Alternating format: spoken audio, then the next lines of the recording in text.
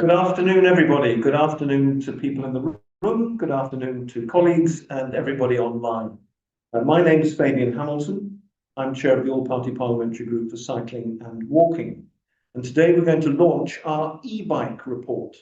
So the topic of our meeting today is this new report entitled Unregulated and Unsafe, the Threat of Illegal E-Bikes, which calls for urgent action from the government to protect people from safety risks. Among the key issues identified in the report are a surge in battery fires caused by unregulated e-bike conversion kits, low-cost batteries and poor quality imports. The exploitation of gig economy riders who are incentivized to use faster, often illegal bikes to meet delivery targets. Online marketplaces selling unsafe products with little or no oversight, enforcement or legal liability.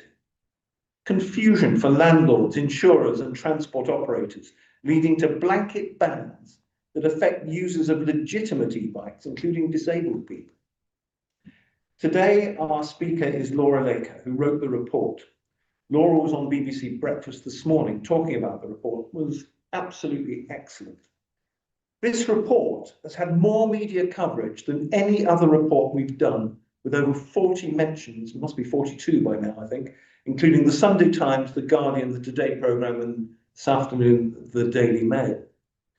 So, Laura's going to talk for about 20 minutes, after which time we'll have a question and answer session. So please use the Q&A if you're online, rather than the chat box, and we'll pick up all the questions there. We're going to have hopefully half an hour for questions and answers, and then 5 minutes for closing remarks. We need to finish by half past 6. So, Laura, the floor is yours.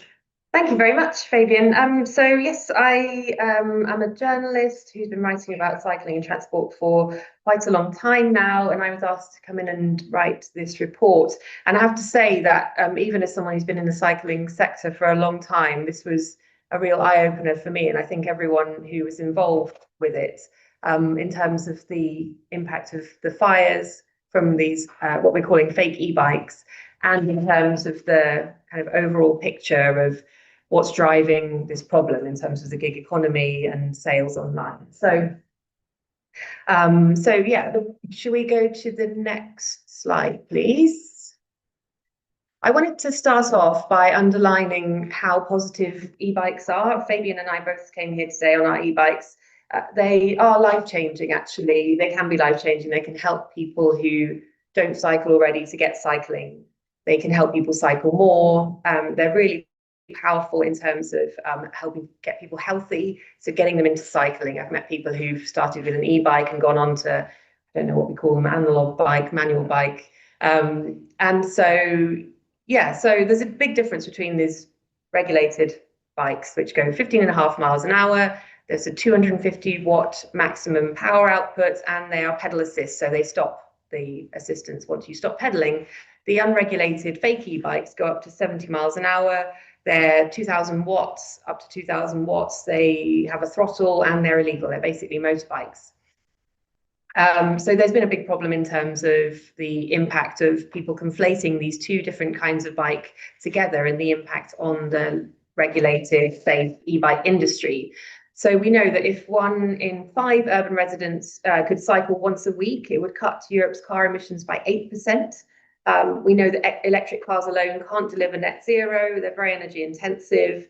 In order to try and cut carbon, we need to have other means of getting people around, and e-bikes are a really great way of doing that. So that's that. And yeah, to say that as well as the speed and power restrictions, there are also rigorous testing and safety standards on regulated e-bikes. So there's multiple fail-safes. It's very hard to get them to catch fire. And you know, high street e-bikes are safe and generally a positive thing. So comparing the UK e-bike market to countries in Europe, so Austria and Germany, where they're sort of half of the market or more. In the UK, it's 9%, and I think part of that is misinformation around e-bikes, which partly is a UK problem in terms of the fake e-bikes, but it's also the fact that we don't have a lot of cycle lanes. So it's a bit of a mix of things. So if we're going to reap the rewards of e-biking, we need to change not only this issue around fake e-bikes, but yeah, there's obviously issues around infrastructure too. So I think we can go to the next one.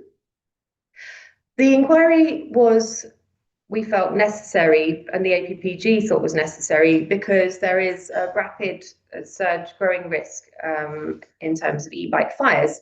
So there were one fire in London every day last year, one every other day. And I think there's one every day expected in 2025. In 2017, I think there were 2 e-bike fires, and now there's hundreds, a couple of hundred a year. These fires are devastating. The batteries have an enormous amount of power in them. Once they go, they can destroy homes very quickly, and people have died. But this is coming from the fake e-bikes. So these are often bikes that are sold for off-road use. They've evaded testing standards. They don't have the good battery management system and the fail-safes, and they're being used wholesale by delivery riders in the gig economy. And inextricably linked is the employment practices used in the gig economy, we found. And this is something that a lot of pretty much every witness and most pieces of evidence pointed to was the gig economy. So there's a loophole that's being used by apps like Deliveroo, Just Eat, and Uber Eats that deems workers not workers if they can substitute a rider for their work for someone else's. So this means that they're not subject to minimum wage, they're not subject to oversight from the companies, and they're being paid per drop, which means that they are forced to, they have to kind of do as many drops as they can in order to make enough money, and often they're not making enough money. So they're taking risks, they're buying cheap products that are catching fire, that are going too fast in high streets. And this is a massive issue for lots of different stakeholders, as we will hear. There's a lack of regulatory clarity in various ways. That's to do with the products themselves. Certain e-bikes can be used on the roads, certain ones are only supposed to be used off the roads. And police don't really have the right kind of powers to stop people and police, and they're using kind of motorbiking legislation, so lack of insurance. We know that they're very easily bought online. So when we were doing the research for the inquiry, we just searched in Amazon for cloverleaf plug, for example, and they're the ones that don't have a fuse. They're very dangerous. They catch fire. And we easily found a cloverleaf plug, a charger with multiple plug points on it so that it could charge into multiple different bikes. And that's a problem because that's one of the things that causes fires. And the online retailers' actions have so far been inadequate because these products are just, so someone described it as a whack-a-mole. So they take one down and another one pops up. So next slide, please. The inquiry process was quite quick. Because I think the APPG felt that there was an urgent issue. It's having a big effect on safety, road safety, and the industry.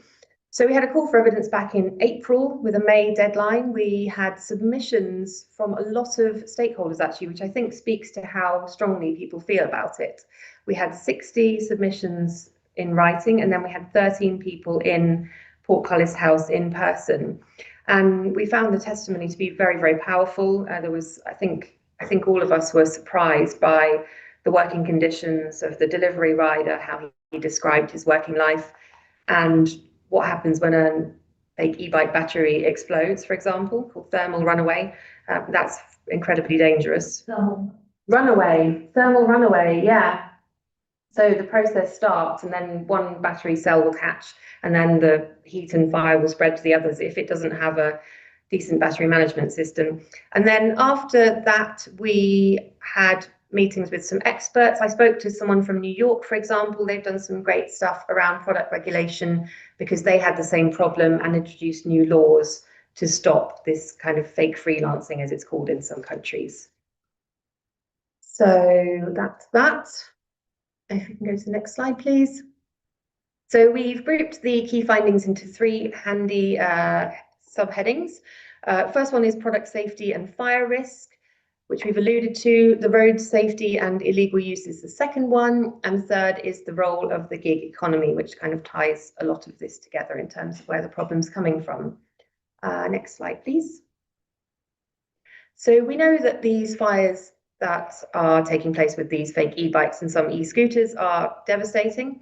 As I said, there were 2 in 2017, but then the problem has dramatically increased, almost with the kind of change in working practices of the gig economy, actually. So there were 211 fires in 2024. They're not always well recorded, so it's, yeah, but they're sort of e-bikes or e-scooters.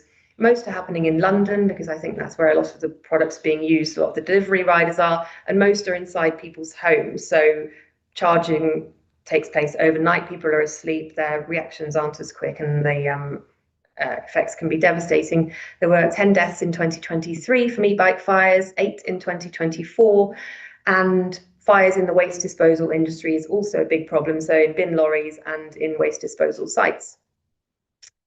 We heard that in order to get a regulated product to catch fire, even the cheaper ones, is very, very hard to catch fire. When one fail-safe fails, then there's another one to back it up, and another one and another one. So they really had to go at these bike batteries. So they had to submerge them in water, plug in the wrong charger, and only then they started to fail. Whereas the ones that were sold online and don't meet the standards, you do one thing wrong, you plug in the wrong charger, and up they go.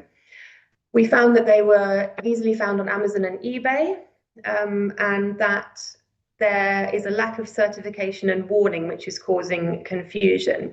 And Fabian alluded to the problems with insurers not wanting to insure any e-bike because they're not clear what is a safe e-bike and what's not safe. Transport for London recently banned all e-bikes from its network after a fire on a platform when a rider was about to board a train. And, you know, these are understandable because you can imagine the devastation that something like that could cause on a train. So there's that needed solving. So the next, yes, thank you. So in terms of road safety and illegal use, e-bikes using that are modified or are illegal or have been chipped so they can go faster are very, very prevalent. There was a piece on the BBC this morning that talked about most e-bikes being modified in the delivery rider pool, and there has been some research where 211 riders were polled, and I think 62% of them had modified their bikes in some way. And there was evidence from some of our submissions saying that some of them felt they had to soup up their e-bikes or they wouldn't get work. So there's such a pressure to go fast, to make as many deliveries as possible, and buying or modifying bikes is part of that picture.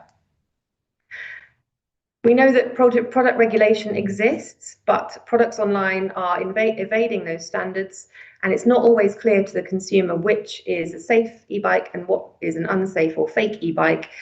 We found bikes that were marketed for on-road use, but they had enormous power outputs and speeds and clearly weren't suitable or safe. When you retrofit a bike, you can put the pressure, so much pressure on the frame and the brakes that it wasn't designed for if you're putting it on a regular bike.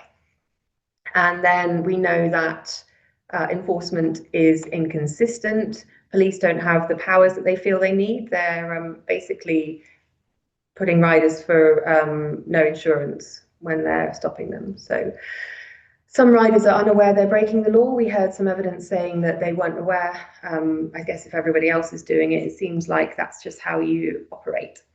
So next slide, please. Finally, the gig economy loophole is really what, where the problem stems from. So delivery apps like Deliveroo, Uber Eats, and Just Eat. We know that dangerous bikes are being used by delivery riders in order for them to make enough money. This substitution clause that delivery companies are using, the fact that a rider can substitute from someone else for their work, removes their worker status, the need for minimum wage protections and oversights. And this means that some riders, according to some of the evidence we heard, are being paid as little as £3 or £4 an hour. And so you can imagine they're going to buy the cheapest product, drive as fast as they can. One rider told us the only way he's going to make minimum wage is if he breaks every traffic light between the restaurant and the customer. And he described his working life as chasing death every day. So it's really quite shocking to hear.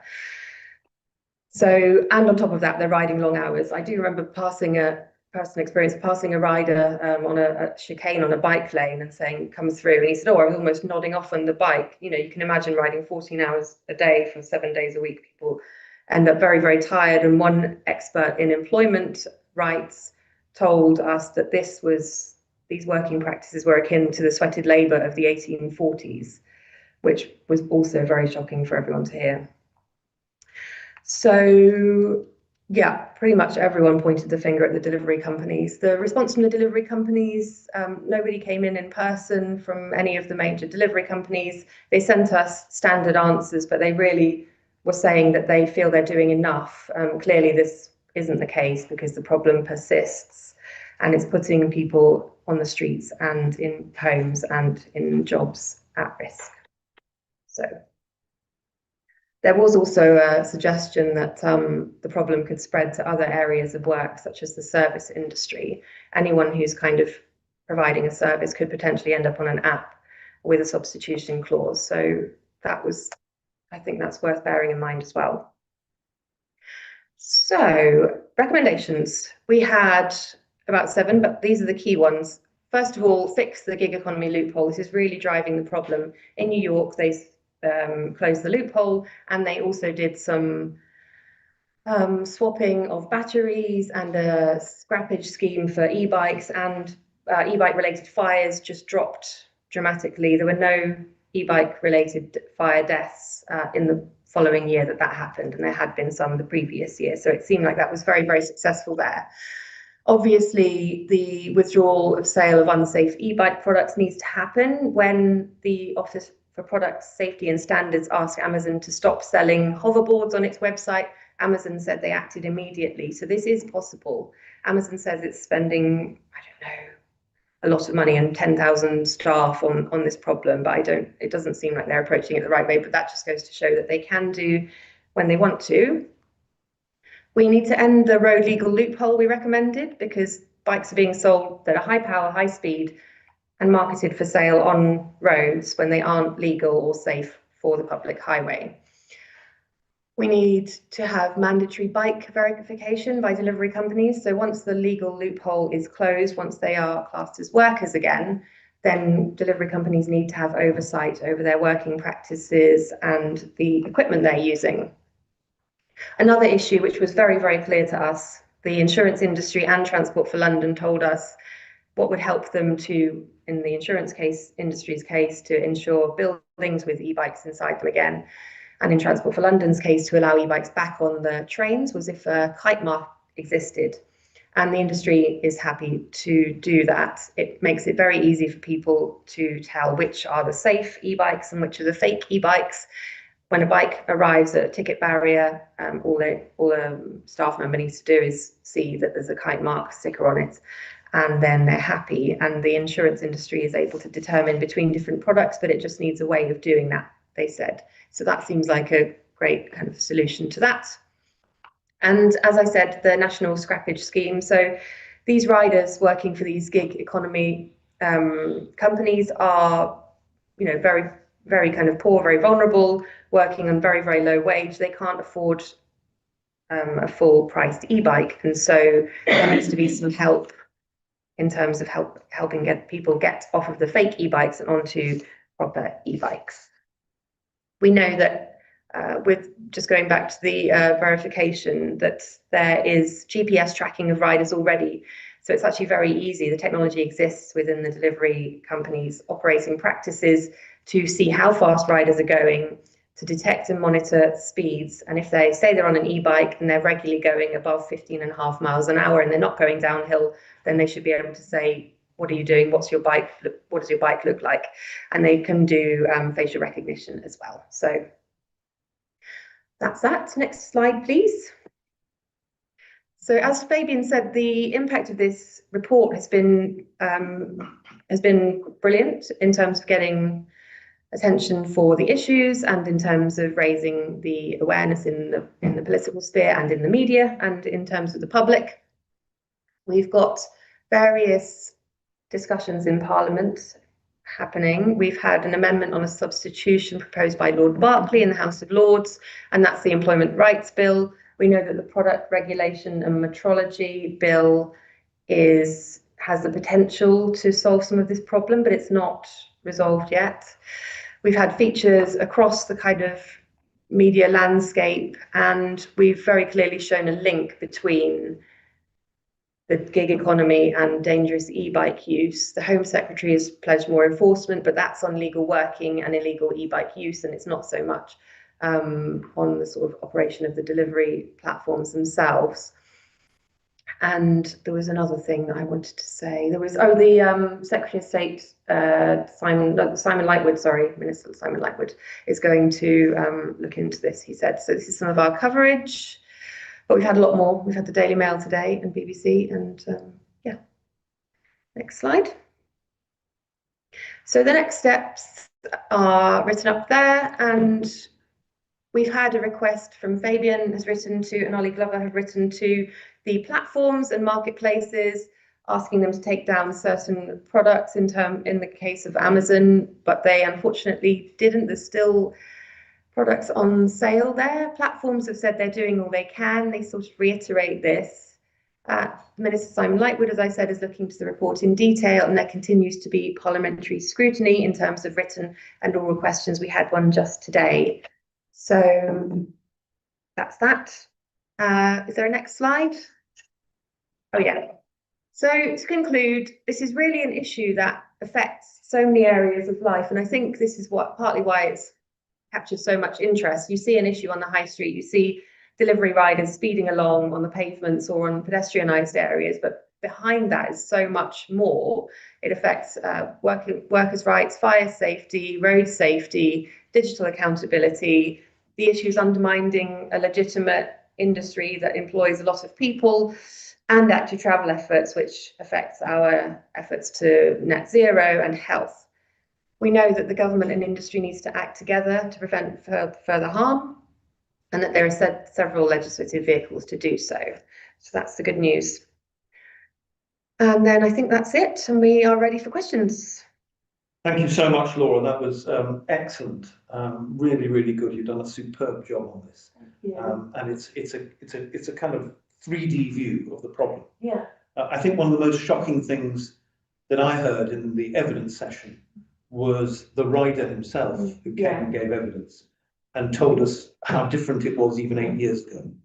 And then the commentator we heard from, who's written books about the exploitation of workers, who compared what's happening now with the 1840s, I thought was very powerful too.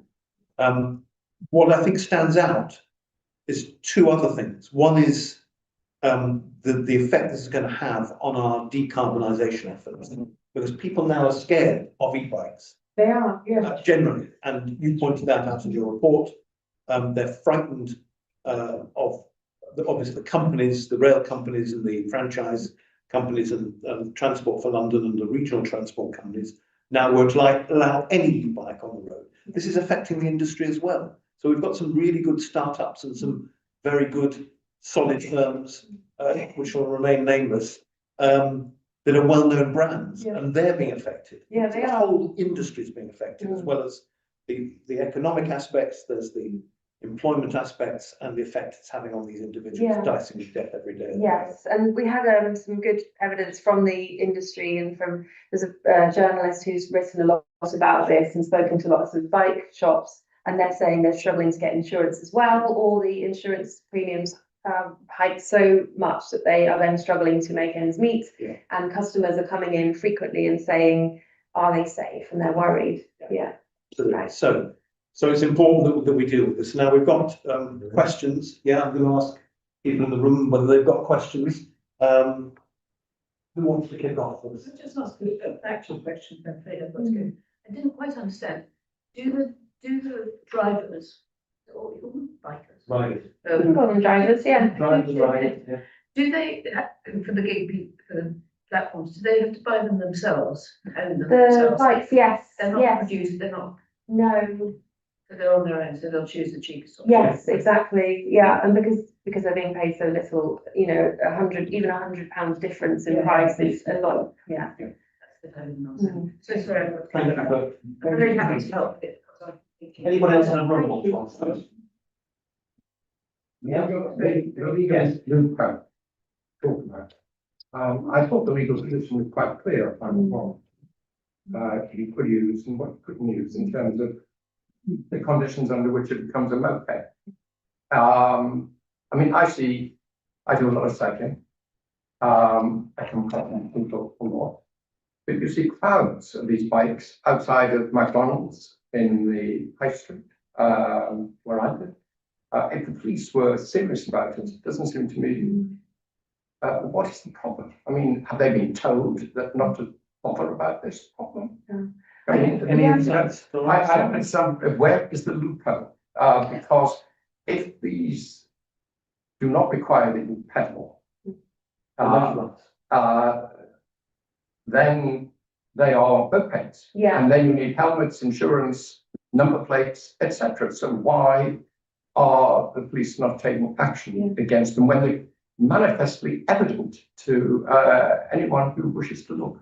They did this morning in Birmingham. Yes, Yes. they did. Yeah, and they have done. Some police have tackled the problem. There is some training that's required because obviously the police officers need to know what's what.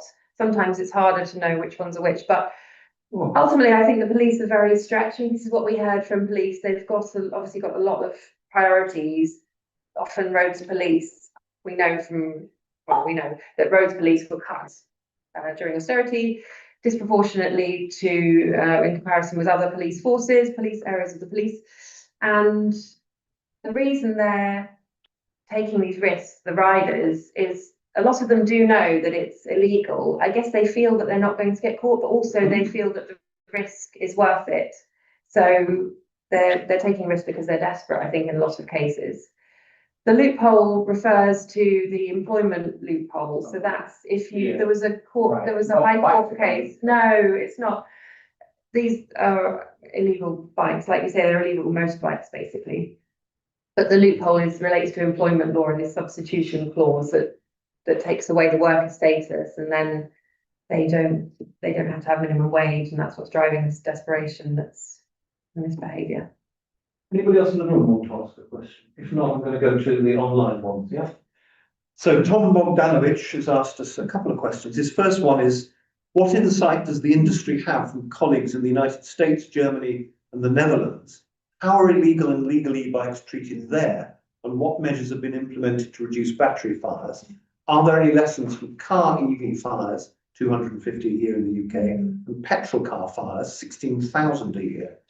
I didn't realise that, I have to say, but that does put things into perspective. Yeah. But I think you've touched on that already, Laura. But do you want to tackle that one? Yeah. So in Germany and the Netherlands, I don't think that this is not a problem. It's really very much being driven by the legal loophole in employment law that's creating a market for substandard products that go very fast and are very cheap.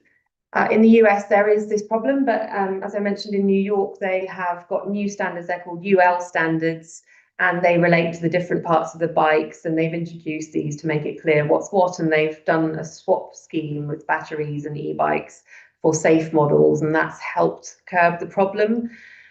And then in terms of car EV fires and petrol car fires, I think e-bikes or fake e-bikes sit somewhere in the middle of those. So they catch fire more than EVs, but less than petrol cars. And in terms of lessons, I mean, the thing with the regulated e-bike industry is that it's safe. We don't have fires. I mean, there aren't really any known fires from the regulated industry, from regulated safe e-bikes that you would buy from a high street shop. I mean, there isn't great data, but as far as we know, and as far as the evidence we received says, there just haven't been those fires. So it's very much a problem that can be solved by what we've recommended, which is closing the legal loophole in employment law and stopping them being sold online. Thank you, Laura. Ben Foley online asks, In terms of practical campaigning, what do people think is likely to be the most effective route to bring about change that will make things significantly better? And is some questions to that is supplementary questions are what subject matter? Campaigning targeted at which makers, and how to persuade them? Well, the issue is being debated in Parliament and in the Lords at the moment.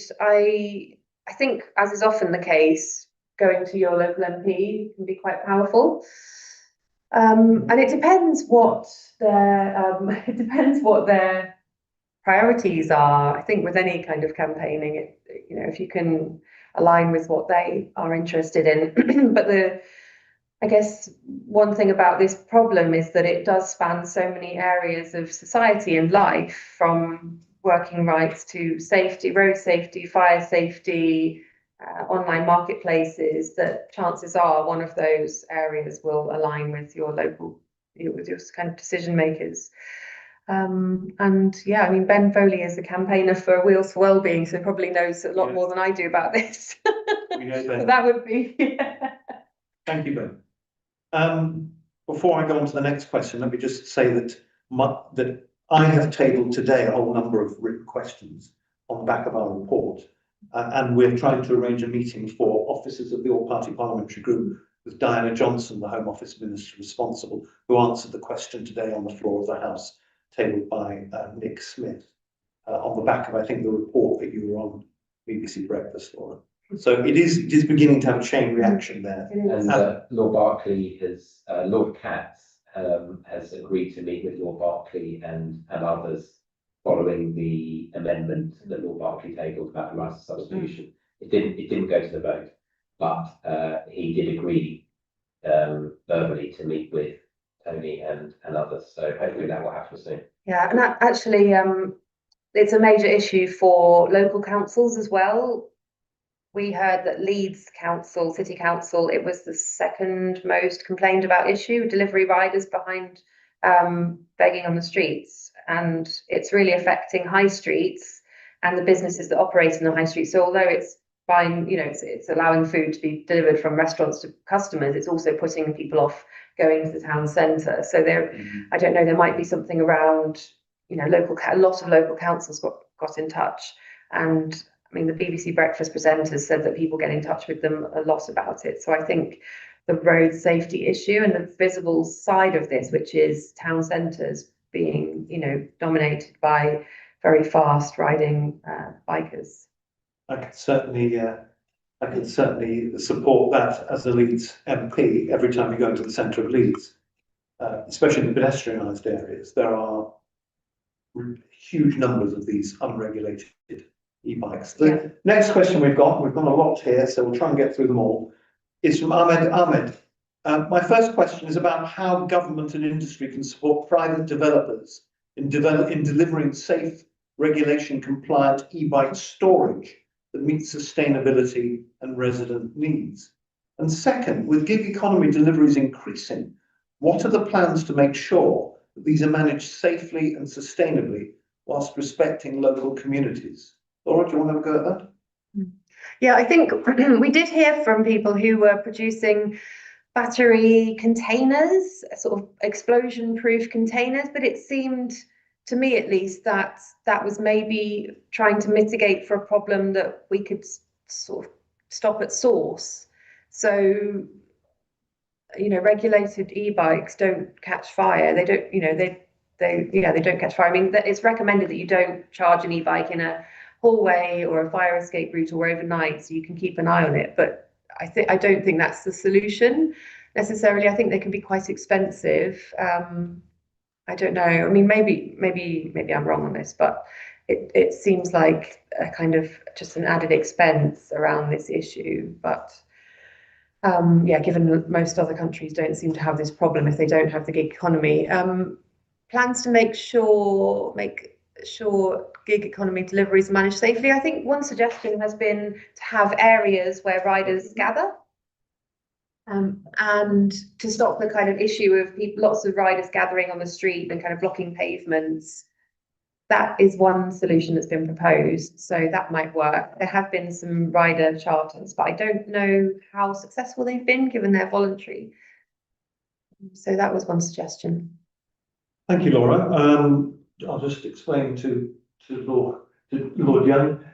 We've had the presentation. We just got the questions that are online. If you've got a question on this issue, please just chip in, George.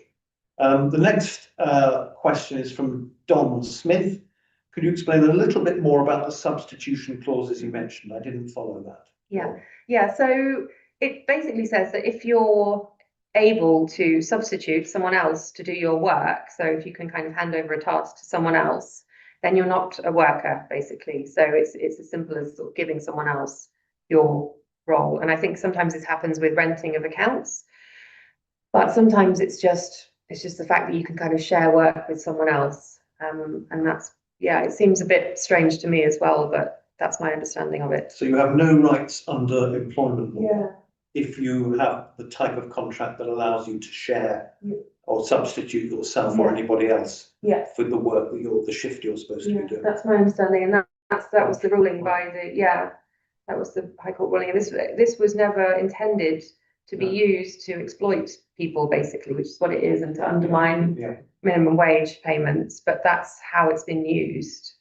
So that's pretty shocking. I hope, Dom, that's a good enough explanation for you, but it's clearly a loophole in employment law that we need to close. Tom Bogdanovich again. Delivery companies in Manchester have signed up to a charter for e-bike delivery riders.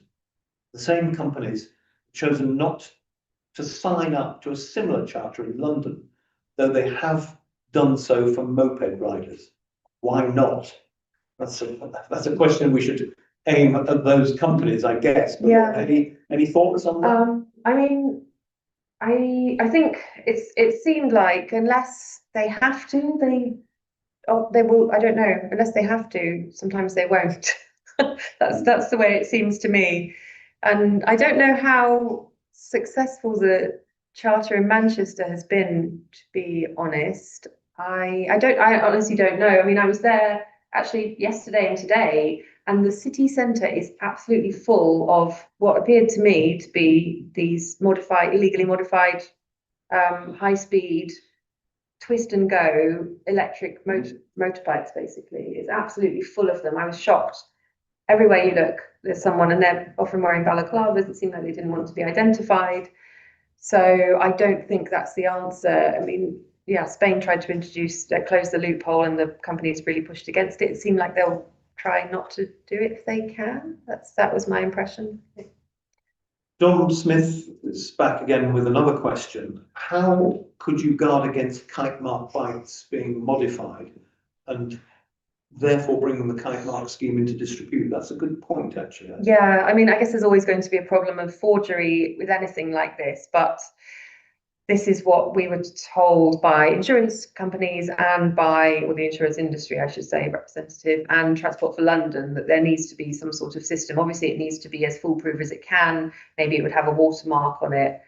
That, I think, is a technical question for the industry, to be honest. But it is difficult because you can always fake these things. But that is true, and of course, you not just fake the kite mark, which there are safeguards against that, and there are ways of dealing with that. But once it's kite marked, as Dom says, then adjusting and amending and altering the bike would make a nonsense of the kite mark.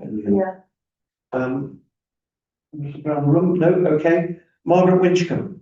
How are gig economy riders helping their riders move to legal electric moped use from illegal e-moped use? I think she means gig economy companies, but I don't. As far as I know, they aren't.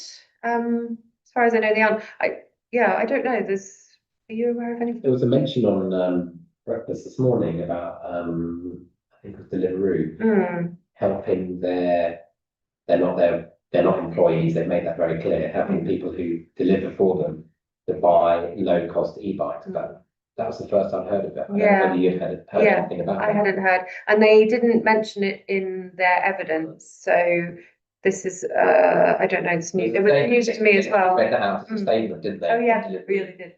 Yeah.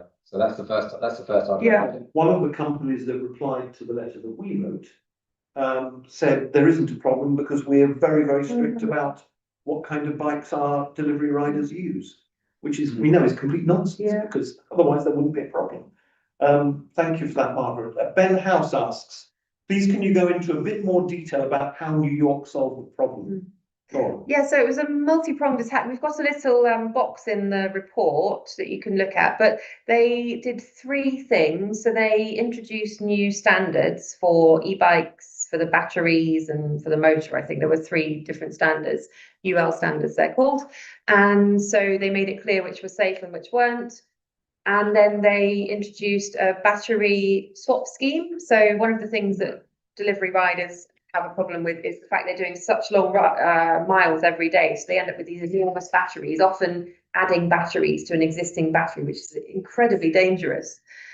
So they've got these swap cabinets, so you can take these batteries and swap them and they'll charge in the cabinets. And so that was very popular. And then they had a scheme where you could hand in your dangerous fake e-bike and get another one, and I think you paid, but it was subsidized. And all of this actually was funded by, or a lot of it was funded by the delivery companies themselves, which was quite interesting.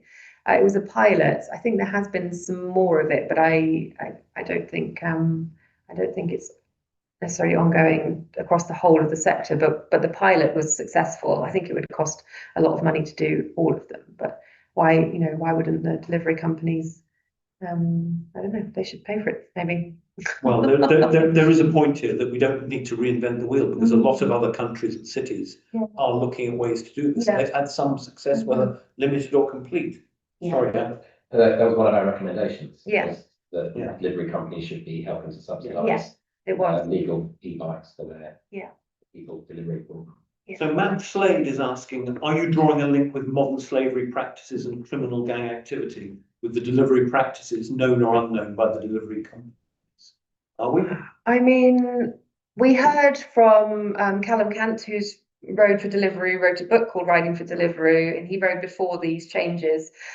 And he is now an academic in Essex University, an expert on employment law, and he talked about gangmaster relationships, which are brought about by riders sharing their accounts with people. And sometimes these are people without who aren't allowed to work in this country and are renting accounts from someone, renting accommodation, and end up in these gangmaster relationships. So there was some quite awful kind of suggestions of practices in the evidence. So it has become a very kind of bleak working situation, I think, for these riders. So Thank you. thanks very much, my lords. Ian Hollidge asks, rather than crushing or confiscating what is a useful machine, is it not better to... There's one above that. He's got 2. Oh, right, it's got 2. Sorry. Your evidence is on e-bikes.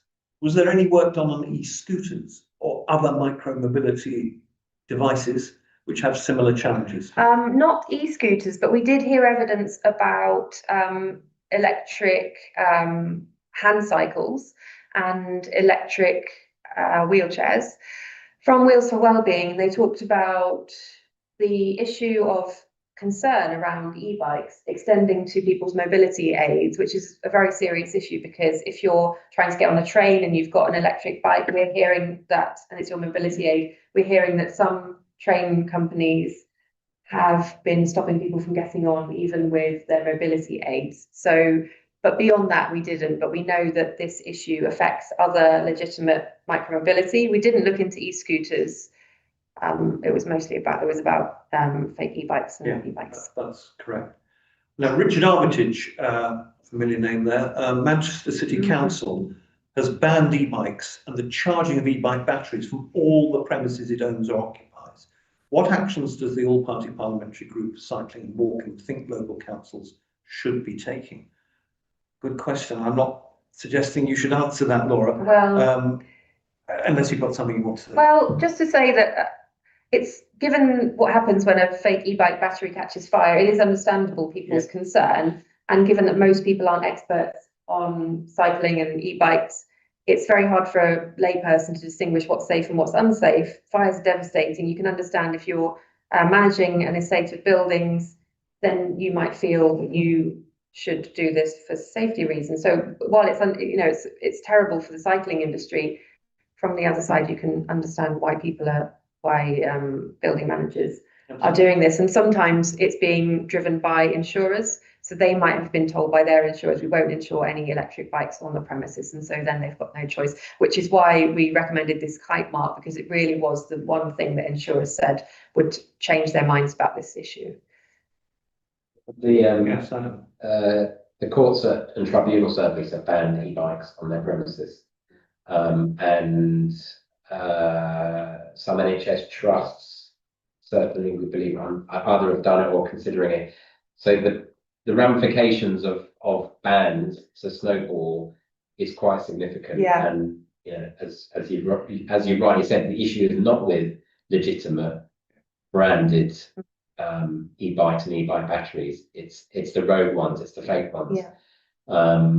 But I mean, I'm not sure the reason why the court service did it is because there was a fire in a basement at the Old Bailey.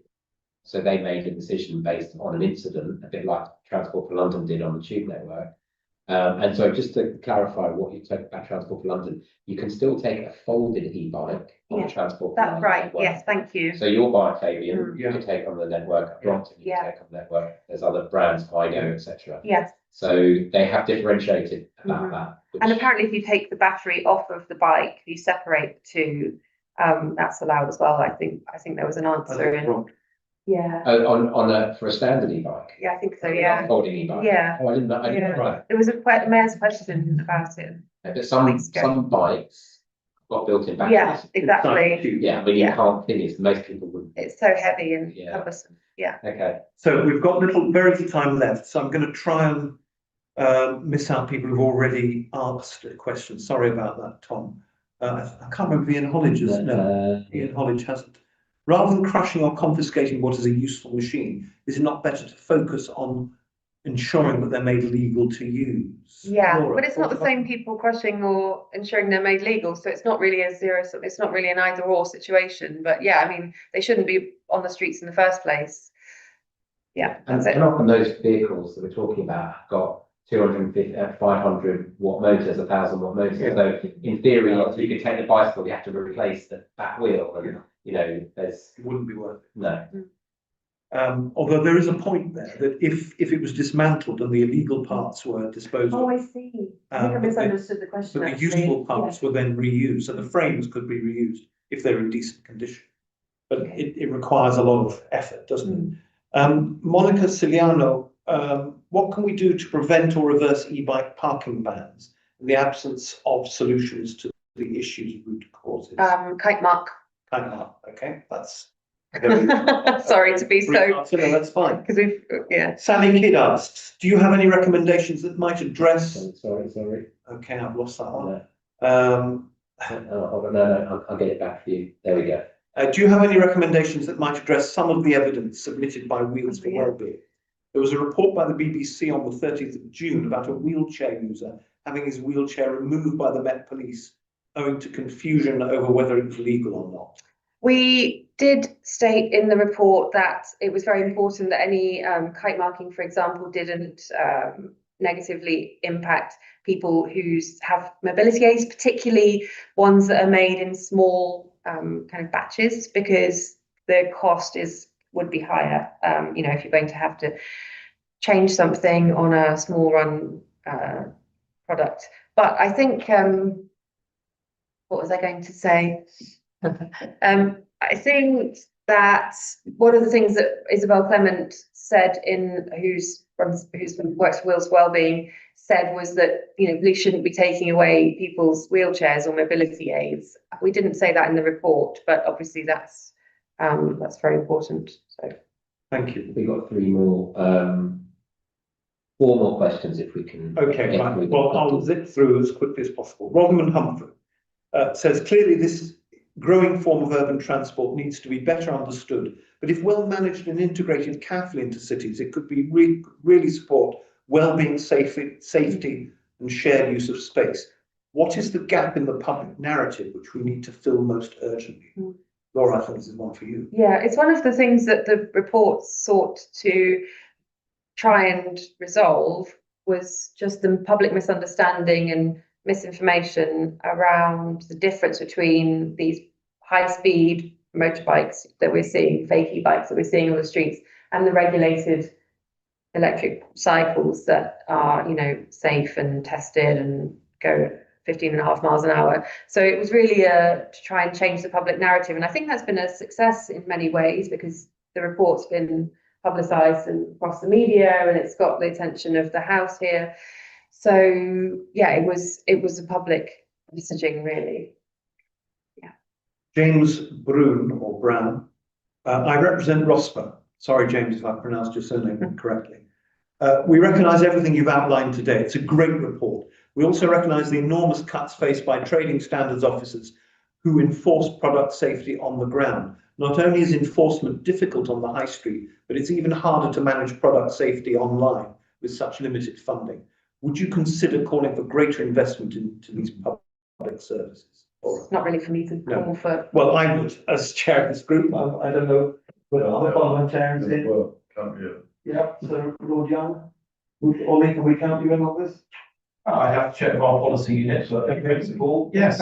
Subject to policy. I have no authority, I'm afraid, I'm sort of gathering the order of the back benches, so yeah. Check. So I have no authority either, but I chair this group, so Nor that's fine. Well, we am I. Longer than I have, we thank speak you. as individual parliamentarians, so therefore we have a responsibility. We're running out of We've got time. two from Emily, Cherry, Vital Community Trust, and Charlie Hallen, and then we're done. Okay. So Emily Cherry says, we're waiting for the first road safety strategy from government. Is this an issue that the strategy should address? And a second question, if I may bunch it together, health and safety responsibilities were mentioned in the report. Will the all-party parliamentary group for cycling and walking write to the HSE, the Health and Safety Executive, to raise awareness of the report and the models used by the delivery riders? Well, I can answer the second one and say, happy to do that. Laura, the first question there.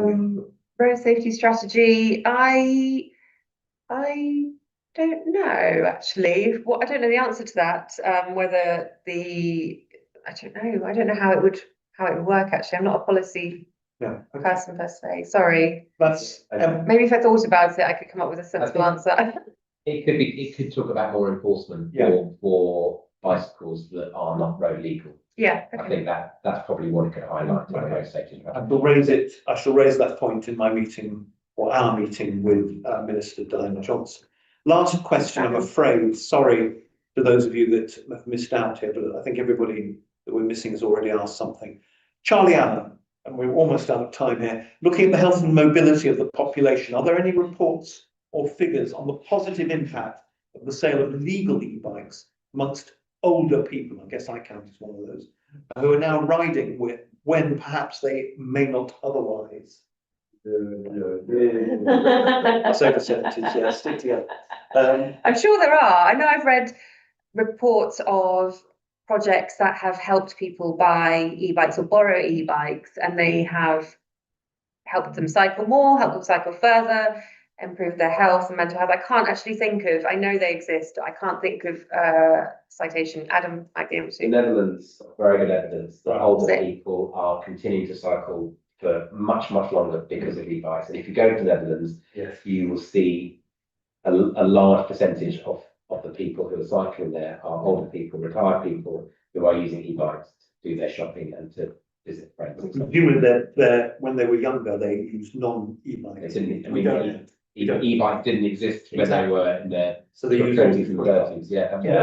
The point is more about habit, isn't it? So longevity. So basically, they're managing to keep their cycling longer because of e-bikes.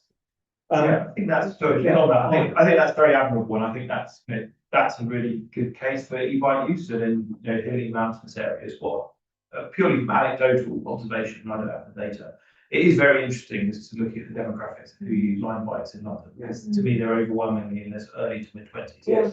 Which is just interesting. So it's an observation right away. Yeah, it is. Yeah.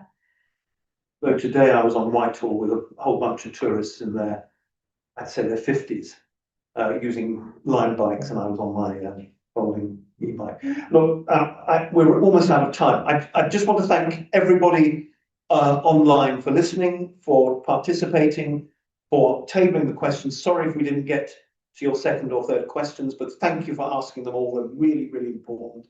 Most of all, I want to thank Laura Laker, of course, for the incredible work she's done. And then, of course, Adam and Matt, who are our secretariat, who look after this group. Thank you all for attending. We won't leave it there. We are going to press on with this. This is a really crucial issue for everybody, and we don't want this country to be left behind when you compare us with other European countries that have had a real success with e-bike introduction and expanding the number of people who are on two wheels. We need that in the UK for all the reasons Laura pointed out, and we will press ahead regardless, because this is too important to let go. Thank you for attending. Thank you. Well, sure. Thank you.